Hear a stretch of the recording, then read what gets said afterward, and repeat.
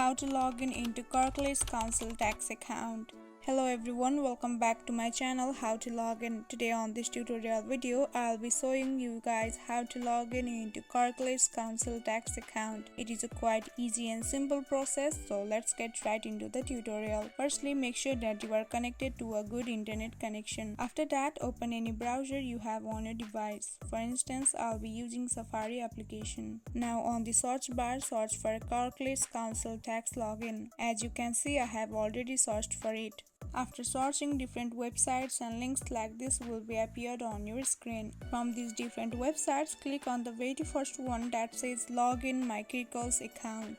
Wait for a while and you will be directed to this page. Here you can see you need to enter your username and password in order to sign in into your account.